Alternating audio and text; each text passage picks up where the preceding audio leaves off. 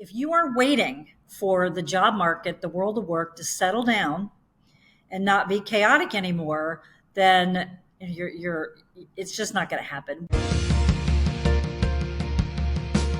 Welcome into the Where You're Going podcast. I'm your host, John Little. We believe so strongly at the Where You're Going podcast. It is not about where you've been. It's not about where you are right now. It is about where you're headed, where you're going, if you will. We have had so many of you reach out during this first few weeks of the show and talk about some specifics of what you have loved so far. And if you love the show, please subscribe to it wherever you subscribe, whether it be Apple Podcasts or Spotify or YouTube. Getting a great following in all of those areas. And if you do have the opportunity, please rate us, give us those 5 stars, review us as well. When you do that, it helps other people find the show. It helps other people find hope for all kinds of areas of our life. And there are so many aspects of this life that we can talk about, whether, we are 1 to 100. But for those of us within working age, and that's most of us, besides our family, probably the next most common thing that we're trying to work through, that we're trying to navigate, that we're going to try to make work for our lives is our career. And I do not know personally of a better, more accessible voice in the career space right now, not only for those seeking jobs, but also for those hiring, than Julie Bauke with the Bauke Group. She has been doing this for years. She used to be in HR. Now she's in business for herself and really in business for you to be the expert out there that knows. It's kind of the bridge between the employees and the employers to say, here's what the employees are saying, and here's what the employers are saying, and here's what you guys got to do to come together. She has so much wisdom. I know it's going to help all of us. I know it's going to help me to meet my good friend, Julie Bauke.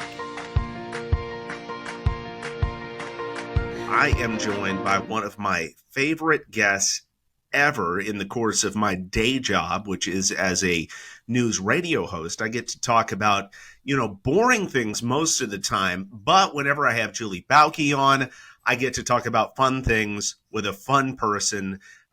She is of the Bauke Group. She helps people get the jobs they want. She helps them advance in their career. She helps them figure out why they're not advancing. Just an incredible person. Julie, thank you so much for being part of the show. Thank you for having me. I'm honored that you wanted me on, especially this early in your podcast. We can set the tone for good or not. So, it's up to us, right? We can set the bar high or set the bar low. Well, you know that early on in the podcast, I'm only going to bring on people that I know, that I trust, that I know are going to bring great content. So please know that I trust you implicitly. And I've been looking forward to this conversation and just talking with people about, where they are in their lives when it comes to their job. And, it's tough to give everybody individual advice when we've got lots of different people listening to the podcast. But I would ask this, because I think it always changes. And here we are in early June 2023. Where is the job market right now? It has really changed over the last 5 years when you consider that 5 years ago, we weren't thinking at all about having a pandemic. No. And it is, if you think about a pendulum swinging back and forth, and on one side, advantage employer, and on the other side, advantage employee, it's going to constantly swing back and forth. So after a recession, that pendulum is clearly advantage employer. Back in 2001, after 9/11, and 2008, it was always the employer really had the leverage to say, you don't like it, you can go somewhere else. I've got plenty of people who'd like to take your spot. And people have a long memory. And so when that is the leadership style of an organization, either said or unsaid, then we get into a situation like we've been in the last few years, especially during the pandemic, then when there was people just kind of shuffling and moving all over the place, and employers were in this frenzy to hire people, the pendulum had swung the other way, especially in some fields where people's skills and knowledge were really in demand and there weren't enough of them out there. And so that's where we've been the last few years, is it swung over this way to where it was almost like a bidding war for talent. And even back then, and probably you and I talked about it, is that it normalizes and it goes back, kind of goes back and forth. And so it's kind of coming back the other way now, where it's more level setting in terms of what makes sense.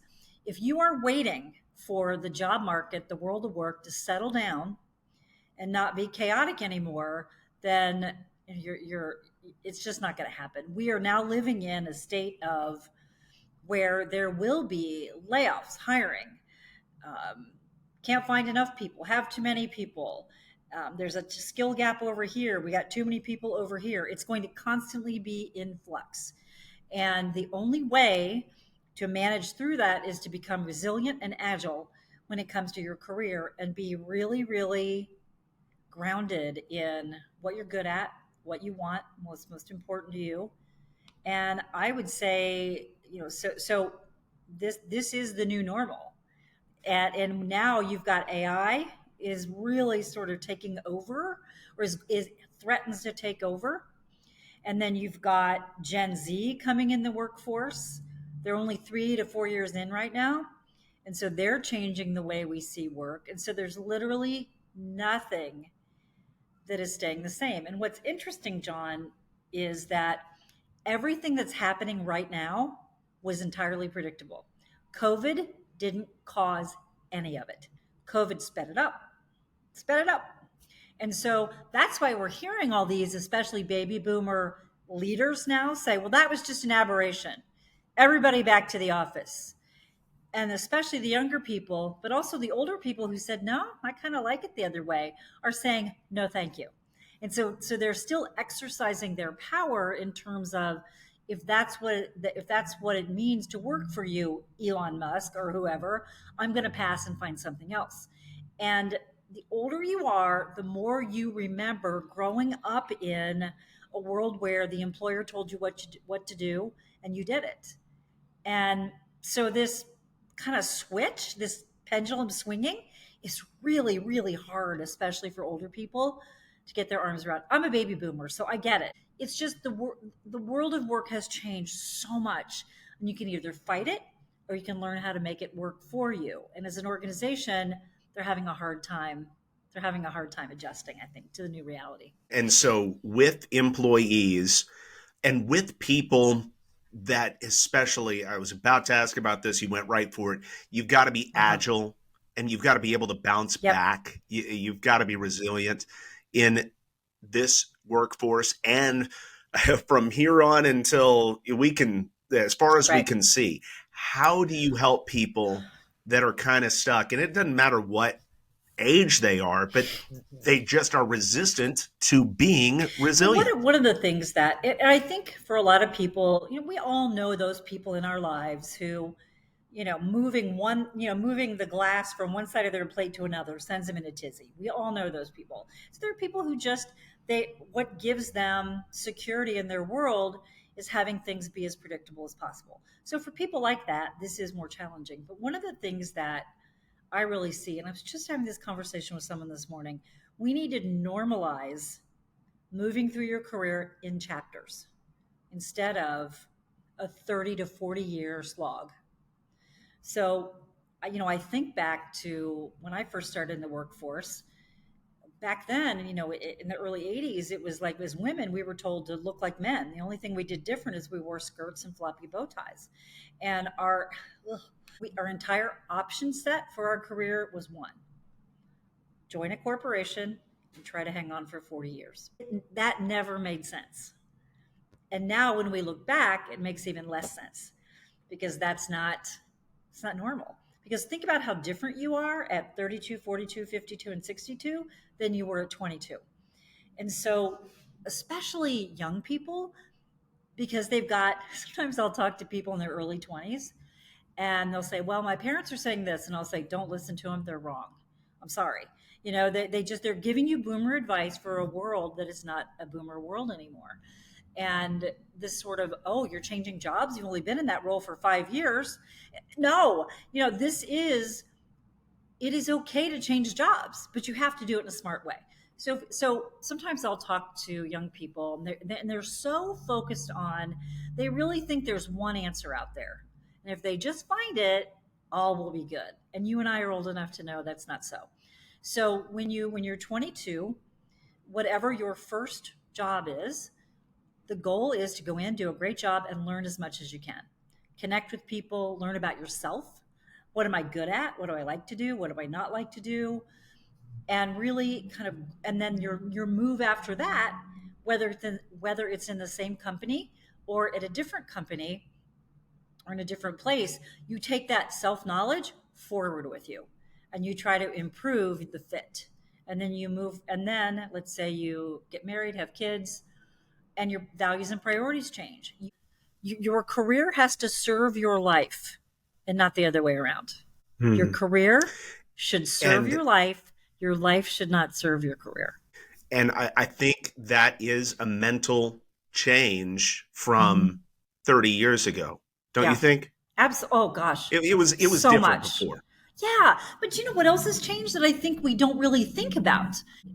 Back in the day, when you left work at 5 or 6 o'clock or whenever you did, your boss couldn't contact you unless they got out the phone book, right? Got out the white pages and looked you up and called the home phone. And your spouse might answer, your kids might answer. It was a lot of work. And so they didn't generally. I mean, we had those boundaries between work and home, and they're gone. Technology has made them gone. And so in my mind, it becomes even more important than you like what you do, because if you don't like it, you're soaking in it almost 24/7. Back then, you could come home at 5, put your briefcase down, and you could engage in the rest of your life. Now, you might be grumpy because you hate your job, but at least there weren't emails pinging you, or texts, or Slack, or, pinging you 10 o'clock at night. And so now we're in this world where we're expected to be on 24/7. And so those boundaries are gone. And so when you look at the sectors of life where we spend our time and energy, the lines between them are blurred and gone. So imagine, you're trying to be a good parent, be a good spouse, be a good child to your elderly parents, be a good community member, coach, and do all these other things you want to do.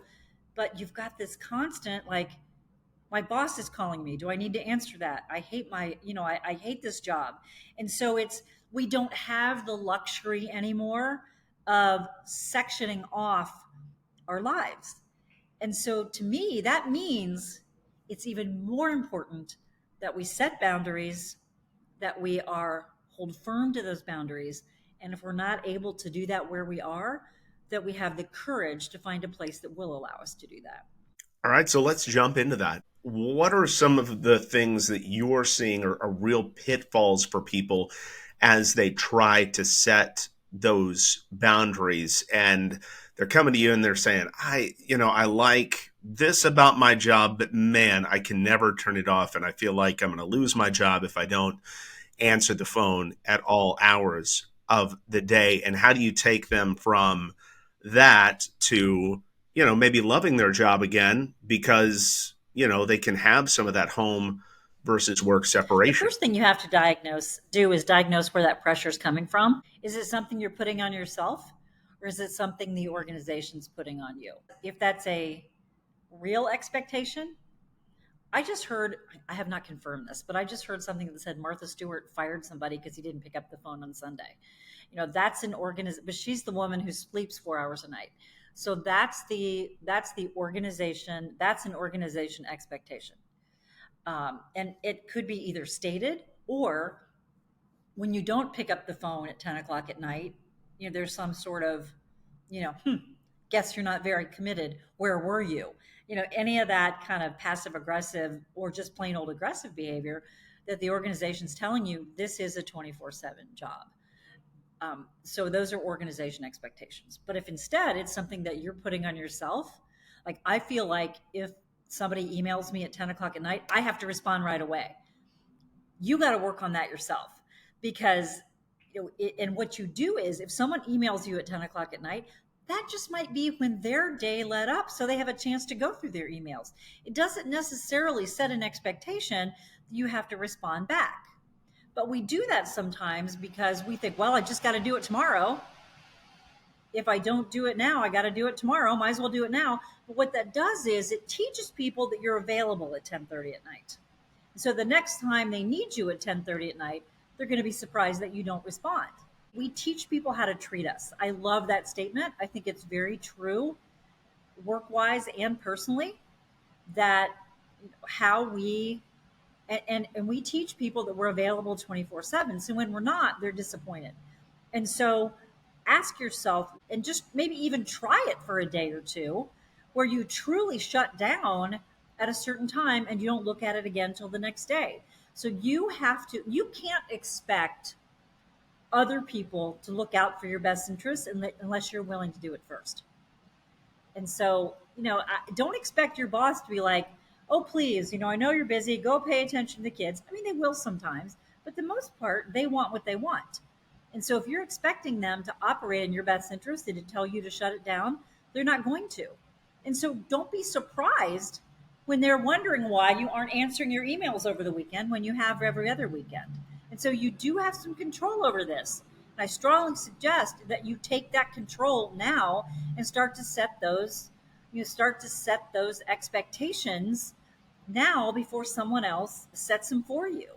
And I know that people have asked you a lot, and we even referred to it a moment ago about remote work and where it's going. And, Martha Stewart, 81 years old, by the way. Thank you. Lord love her, and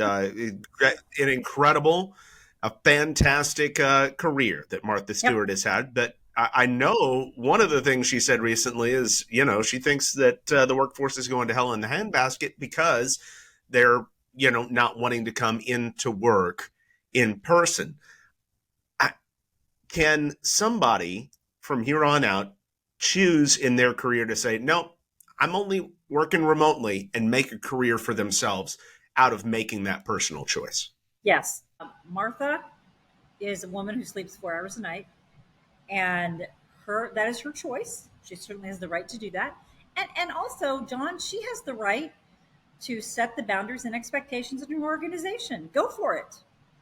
Right? I mean, so yeah, I don't, but it's more like, Martha, you don't know what you're talking about, because the data is that it is working in a lot of ways. Now, what is working best is hybrid. That's the best.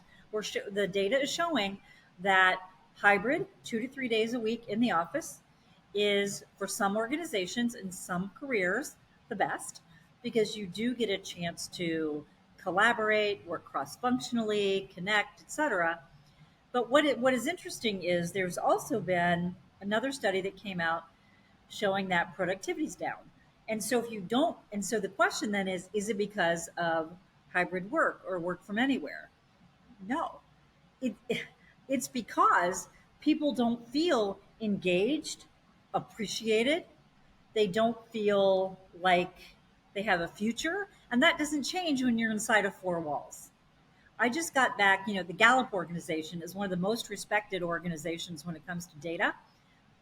This time last week, I was at their conference in Omaha talking about, it was a conference about work. And all they do is research what's going on at work. And it was clear what people want. Pays down the list. Now, if you're underpaying them, it's going to be a problem.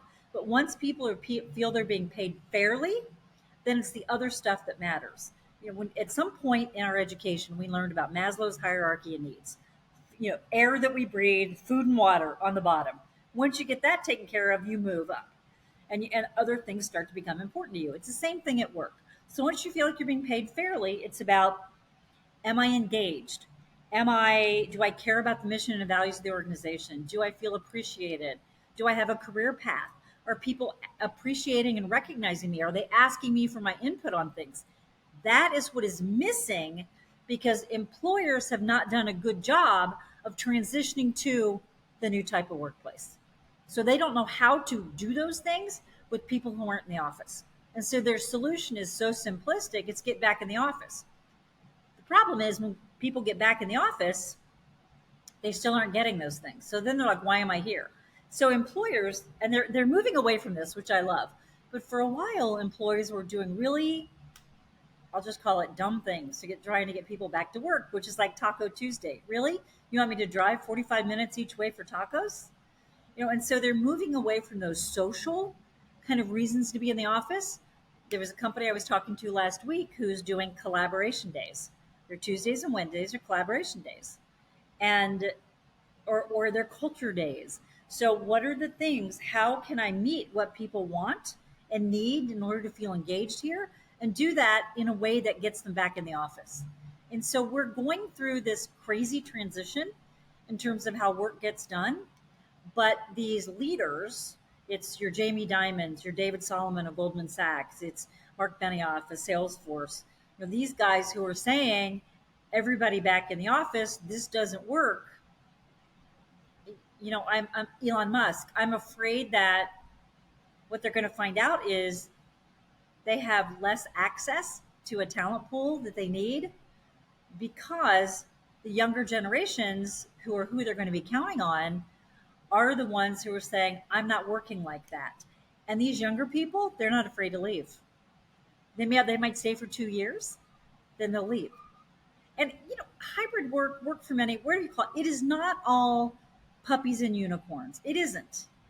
No, it's clearly there's some things missing. And so it's how do you get those things? Because especially for younger workers, so when you talk about younger workers, they came of age during COVID. And so they've never worked in an office. And so their communication skills are bad. They don't know how to connect with people, bad. And they haven't learned kind of that workplace etiquette that we all learned by osmosis, just by being around people and seeing what worked and what didn't. So they've missed out on that. And so, I'm not here saying it's the answer to everything, but I think we have to be willing to, as leaders, dive into and ask your people, get collaboration, get communication, try some things, and try to figure out what is that perfect combination in your environment that helps me attract, retain, and engage the talent I need to meet our business goals. And I know that's really, really big for employers right now. And it's going to be interesting to see how they adapt to it. Because I don't think it's like it's not necessarily how do they get them back to the office full time. It's how do the employers adapt? Because I've been listening to you too much. I just know this. I know that's the way it's going Right. to go. So let's talk about it from the employee perspective. I know there are a lot of people that just feel kind of stuck in whatever career they're in. Maybe they feel like it's their own doing. Maybe they feel like it's circumstances. You were talking about earlier, think of your work life, kind of in chapters, in eras rather than, one 50-year long stretch. If it's time for a new chapter and I don't necessarily know where I want to go, how do you help lead somebody in the workforce through that? So the first thing you have to do is diagnose the problem. Think about it this way. You go to the doctor, you say, I hurt everywhere. He or she can't do a darn thing about that. So you've got to figure what's not working where you are. And so we use this 4-part thing called the career happiness formula to help people figure that out. And so there are 4 things that lead to career happiness. First is you like what you do. You generally like what you do. If you're lucky, you love it. So I like what I do. I like what my responsibilities are. The second one is I'm good at it. You can be good at something and not like it. You can like it and not be good at it. Neither of those. And generally when you're good at it, but you don't like it, you're burnout. If you like it, but you're not good at it, nobody's going to pay you to do it. Right. I mean, I might enjoy singing, but I'm not good at it. I know you are, but I am not. So therefore, nobody's going to keep me because I might be happy every day, but I'm not good at it. So those are the first 2 things. If all you have going for you is you like it and you're good at it, that's great, but you have to also be able to get paid for it. So there has to be demand for what you do. in the market. And you have to be able to be paid what you need to make to support your life. And so it's market demand, and then what's your personal demand in your family, workplace, etc. If you like it and you're good at it, but you can't get paid to do it, it's called a hobby. And those are good to have too. I mean, that's part of a full life. So when you like it and you're good at it and you can get paid to do it, you're 3/4 of the way there. The thing that is the big elephant in the corner, though, is culture. And that last leg on the stool, I call it. You can. I like it. I'm good at it. I can get paid to do it, and I'm doing it in a place and a way in which I can be successful. And so that's culture. I'm in the right place. And when I do polls, like if I'm doing a webinar or I'm speaking, and I do a poll on, think of the worst job you've ever had, out of these four things, which of these four things was the thing that was really the thing that was the most out of whack? 2/3 to 3/4 of the time, it's culture. Bad leadership. Didn't really jive with my colleagues. I didn't believe in the mission and values of the organization. But to break that down further, it's usually bad leadership. So, in other words, I might like what I do. I'm great at it. They pay me well, but I can't stand coming to work every day because I don't respect the people I work with. My leader's bad. I don't know where we're going in the organization. So when you identify which of those four things is out of whack, then you know what to fix. And so you might say, I love my organization. I love this place, but I think I'm in the wrong job here. So now you know, okay, now you know it. Maybe go have a conversation with your boss and say, really, here's what I'm looking to do. And this career catalyst, we'll talk about that. We just created a program that helps you do that. Or you say, I really like what I do. No, I'm really good at this, but I'm burnt out. A lot of times in organizations, they want to keep you in those jobs because you're so good at it. And so you've got to figure out what to fix. And, I've also had people who say, yeah, when I went through that process and thought about it, what I realized was my problem is I'm not happy at home. And sometimes, right? Sometimes I'm not, I bring that to work. So you've got to figure out what it is, and then you can figure out how to fix it. And so what I tell people is when you realize it's time to do something else, that's a way to kind of walk yourself through it. What I tell people is the first thing you got to figure out is your what. What do I want to do next? And this is the question that trips people up because it's big. But what I'm not asking when I ask you that is I'm not asking what job title do you want to have. I'm asking, think about the content of the job. And so when you talk about, so the first question is, what do you want to do next? And to break that down, I'd say, what do you want to do more of? What do you want to do less of? And what do you never want to do again? And so even if you go through the process of, and just go look back on all the jobs you've ever had, what have you loved the most? And make a list. Maybe it's 8 to 10 things of things you want to do more of. And then I was meeting with somebody this morning who took over running 3 stores in which they hire hourly workers. And she said, I have learned I never want to manage hourly workers again. And she said that it's in my never do again list. So we've got our must do's, we've got our never do's, and we've got kind of the stuff we're neutral on. And so when you look at your job and you look back and you say, okay, what do I want to do more of, less of, and never again? Start to focus on those more ofs. Once you get clarity around, like I want more customer contact. I want to be more involved in the decisions about our products. I want to be more involved in the community. I love kind of figuring out how AI might work or might affect, so once you get really clear on the things you're good at and you like to do, and you really just sort of own that list, the second question then becomes, where do I want to do it? So if you're sitting inside of a big company and you're like, I just keep going on the company's job boards. I don't see any jobs that are right for me. My first question is, what's your what? So pull yourself out of your company and say, okay, what's my what? Then the second question becomes, can I get it where I am? And so you explore that. If I can't get it where I am, then I know I need to leave. But I've definitely talked to people who they figure out what they want and they already know they don't want to do it where they are because they don't like the culture. as an example. And so you should never start a job search until you know what your what is. Because I describe it as get in your car and opening up Google Maps, you've got to put something in your destination. And sometimes, I don't want to break your That's all right. flow, but sometimes it feels like the only where people have is not at the place I am right now. And they're more running from Yeah. their job or whatever rather than running towards something they actually want. And this is what I love about your what is focus on the positive, focus on what does fire you up, focus on what you do want to do. And when you do that, all of a sudden we're thinking, maybe not puppies and rainbows, but we're thinking of a bright sunshiny day rather than, the storm cloud over here that we're trying to get away from. Absolutely. And we get so stuck between our ears. And what's interesting, John, is, when I moved out of human resources working with people who lost their jobs. So I did that for 9 years. It's called outplacement. And I worked with senior executives, professional football players. NBA. I worked with super interesting people who had gotten to the point in their careers where they needed to go do something else. Either they got laid off, fired, their usefulness to their team was done, whatever it was. And what was so interesting to me, especially the corporate people that I would talk to, is we started working together and it'd be like, okay, let's talk about what's next. And I swear to you, 3/4 of them would say to me at some point, my company really did me a favor. I wasn't very happy there.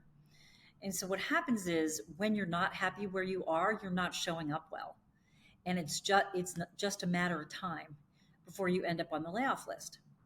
And so I would challenge anybody watching this to say, I don't want this decision to be made for me. I want to make the decision because it's more powerful to make the decision and start thinking about it now. You don't want to.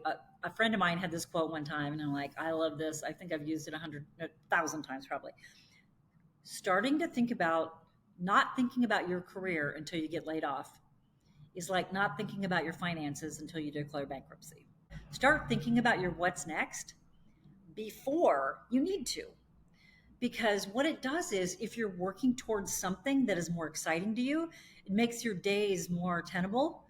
It makes your life better because you feel like you're on a path towards something better. And it just lifts everything around you. And no matter where you are, unless you've got a year left to work, maybe 2, you are going to change jobs. You are. So why wait for somebody else to make that decision for you? Why not start to figure out what your what's next is before you need it? And we just are getting ready to launch our new website. And so as a part of that, we recreated our coaching programs. And we now have a coaching program that's only focused on helping you figure out what's next, not helping you get it, just helping you figure out what's next. Because we were getting a lot of calls from people saying, how do I take what I've done and pivot and use everything I've learned and done up until this point and take it to use it to get something better for me instead of feeling like I'm stuck in whatever job title I had in the past. Yeah, I was talking to a guy this morning and he said, he was so interesting. He has a really kind of interesting background and very smart. And his current job title is wealth advisor. He's like, I don't think I want to do that anymore. But who's going to hire a wealth advisor? I said, well, if you put it that way, only somebody who's looking for wealth advisors. But so much of this starts with how we talk about ourselves, how we talk about our experience, when somebody says, tell me about yourself, what do you lead with? I'm a wealth advisor. Well, that is just a conversation killer right there because, unless I'm looking for somebody to help me, I don't really know. And the only thing you've told me about you is what they call you at work. You're leaving behind such richness in how you talk about yourself. If that's how you might say, I'm a wealth advisor, but I also coach youth basketball. Okay, now we're getting somewhere. What else? Just how do you, and tell me about yourself is one of the trickiest questions because it's so big. And you've got to plan for that, because that's where the magic happens when you understand who you are professionally and somewhat personally. That actually draws people towards you and it creates opportunity. I just love that because so often when people ask me that, I shrink away a little bit and I kind of stammer around and say, it's, I do this on the radio and I do this on the TV and I sing a little bit over here. If I'm talking to somebody that could employ me later, that probably isn't very endearing, um, Now, the way I talk about isn't myself. confidence attractive? I It wouldn't is. know. In other people, okay, so you're like, I don't know, maybe me. So here's what happens. We are so afraid of being that braggart, of that person who only talks about himself and how awesome he is. It's usually men, to be honest.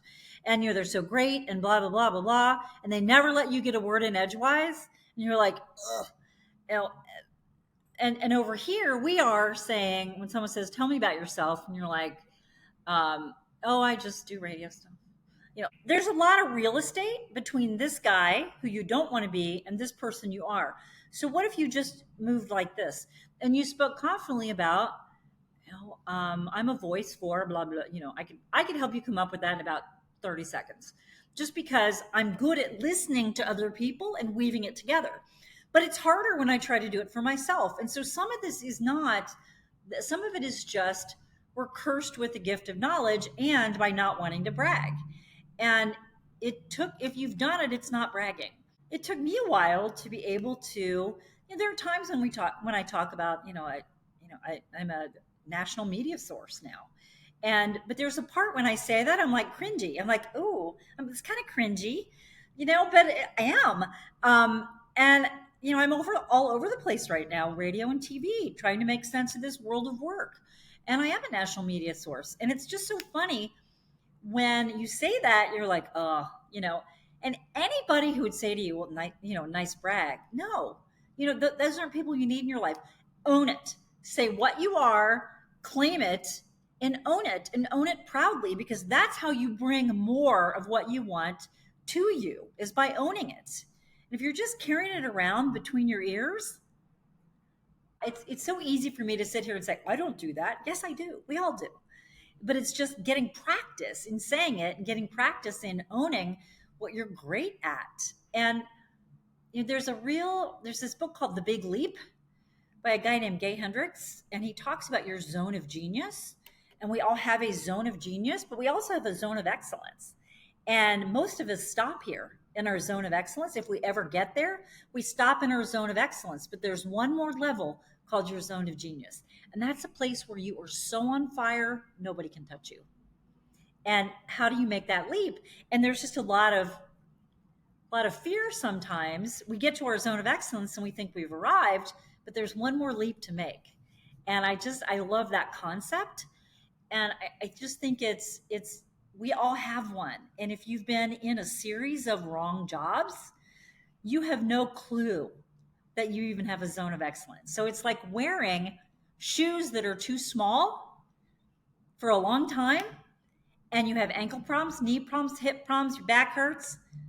But because you don't understand that there are shoes that could actually fit you, you have accepted the fact that wearing tiny shoes and being in pain all the time is normal.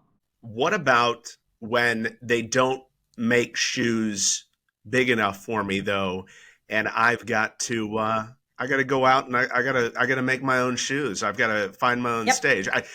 When you said, zone of genius, right?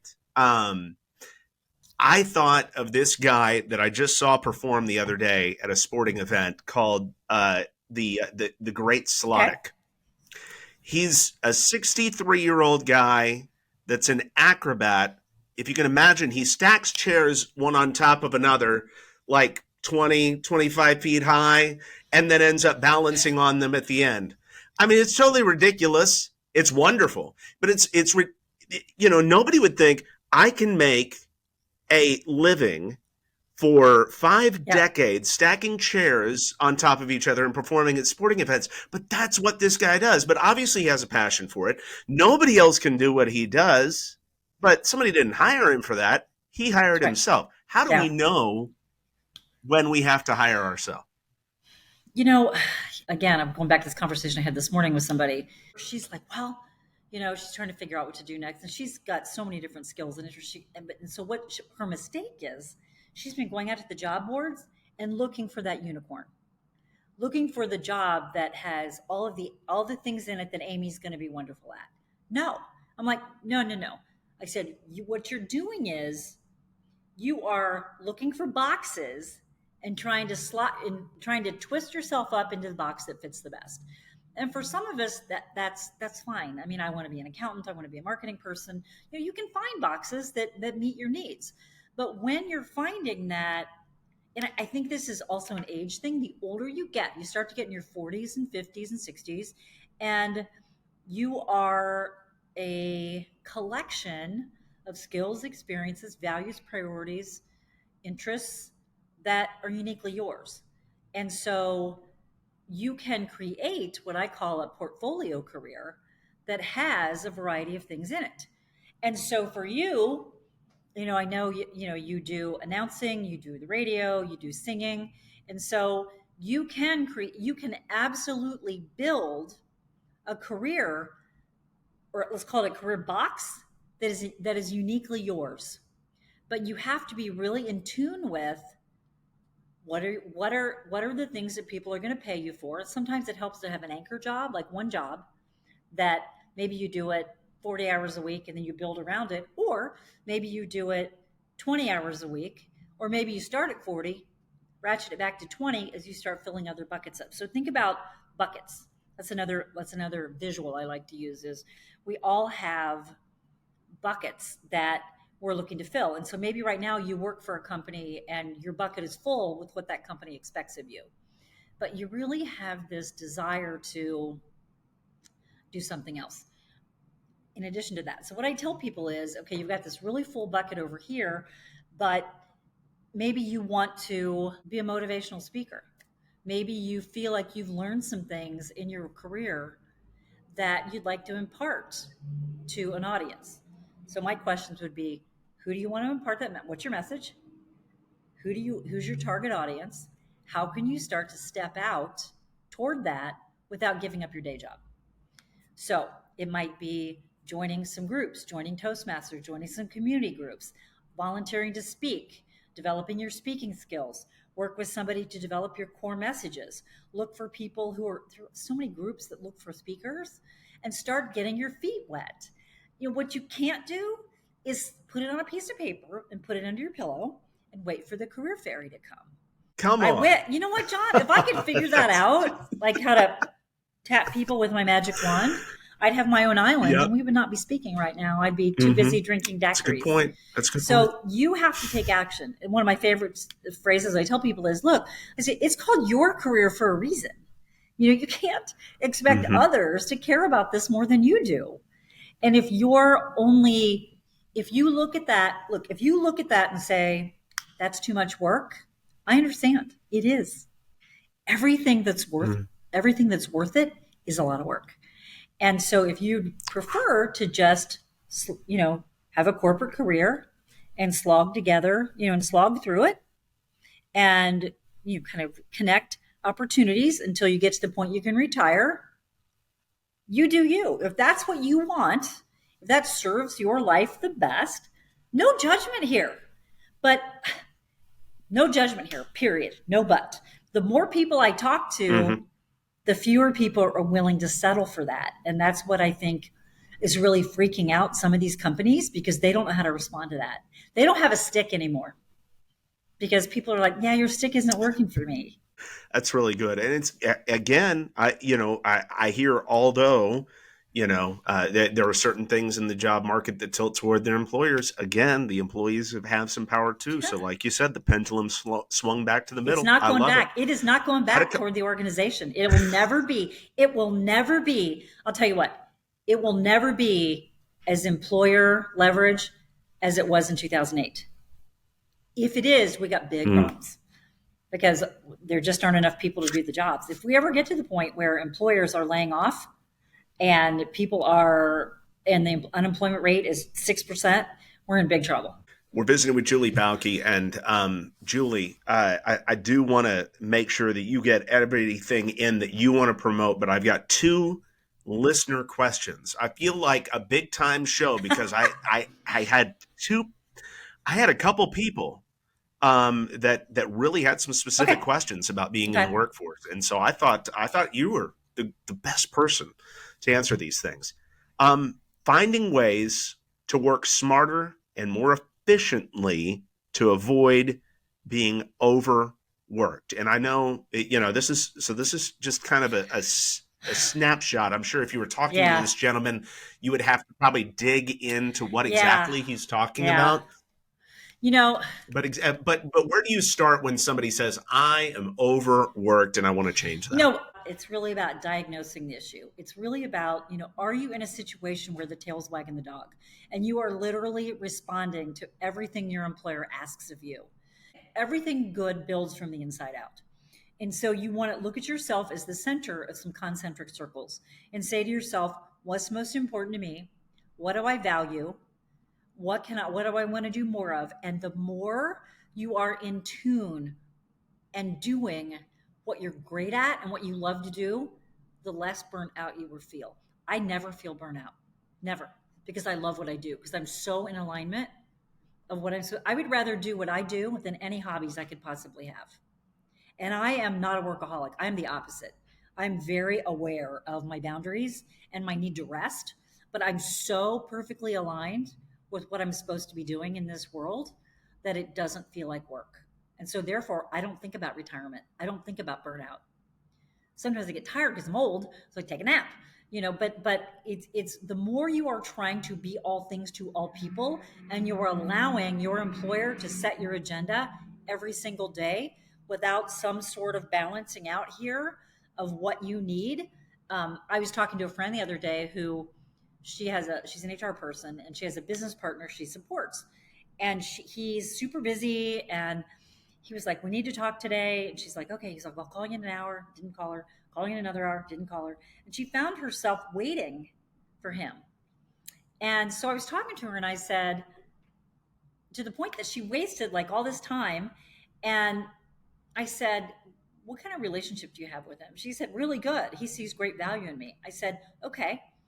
Then the next time you talk to him, you're going to talk about how you best can work together. And you're going to say, we're going to talk.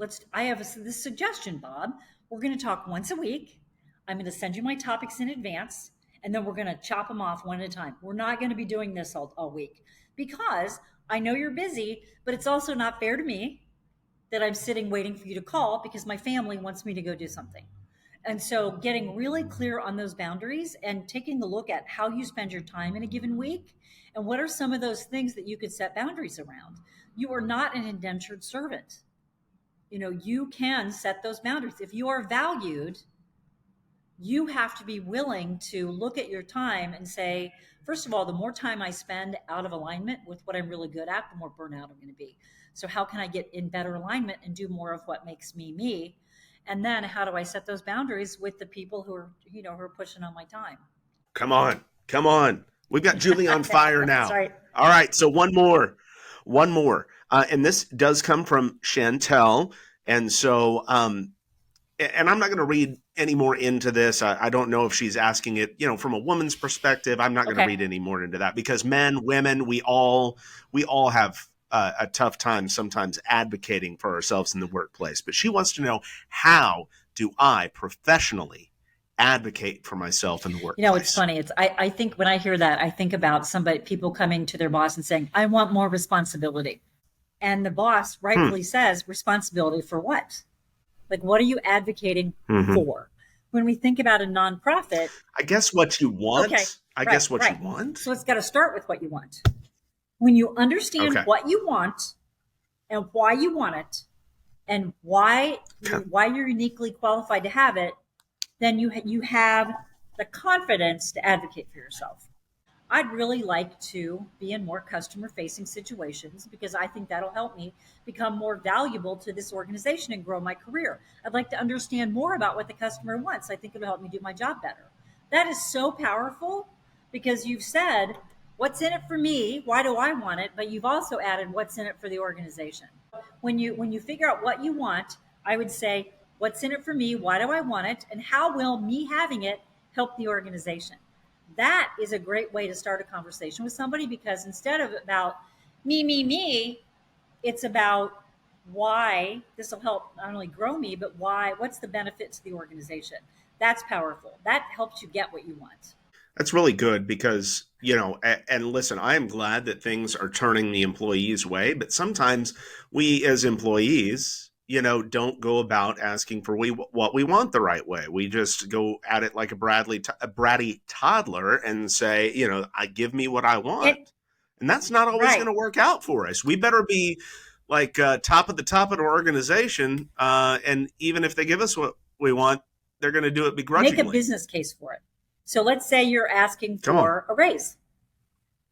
I need Mhm. it so I can pay my bills is not compelling. Right? That's not your problem. That's not the company's problem. Mhm. Tell me why That's right.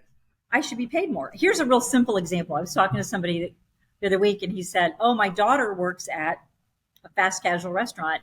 She's training everybody else on the job. They're all making $3 an hour more than she is." I'm like, okay. And they told her, the only way we can pay you more is if you quit and we rehire you. Now, that's just stupid. That's a Right. very clear business case. I am training people to do what I already do really well. Explain to me again why they get to make more.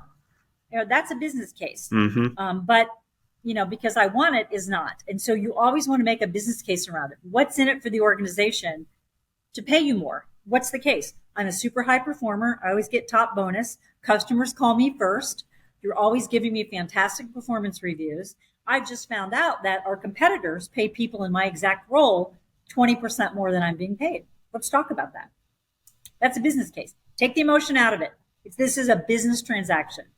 You heard it, Chantel, business transaction, and make sure there's something in it Right, for right. them. Why is it good for the Yeah. business?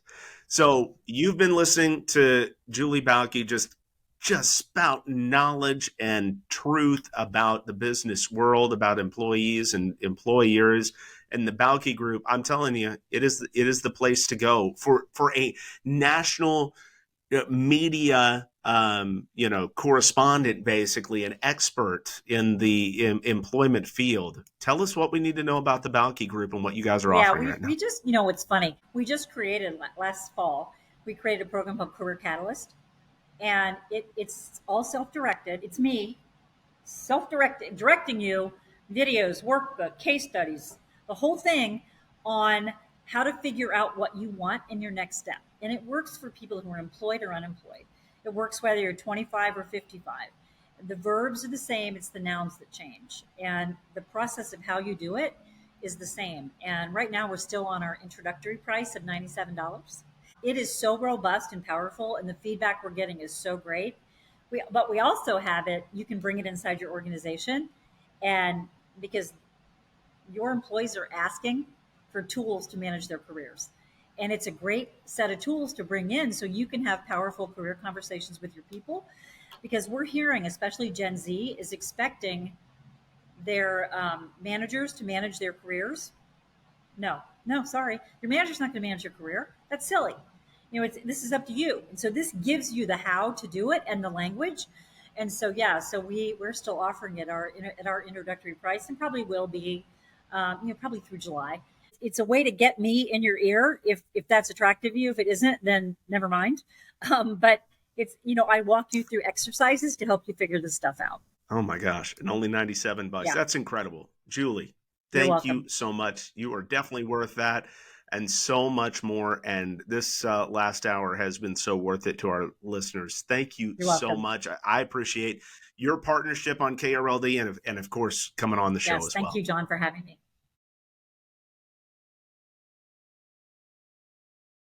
Julie Bauke, an incredible guest here on the Where You're Going podcast. And she's just one of those people that I've had the opportunity to speak with time and time again that makes just that immediate impact on you where my goodness, this person is sharp, smart, relatable, no nonsense, yet at the same time, very empathetic as well. She is one of the best people in this industry. And I am so grateful for her friendship. And I know you got a lot out of the show. If you did, hey, make sure to share it with somebody. Maybe they're struggling in their employment. Maybe they're struggling in just job purpose. It's an important aspect of our life.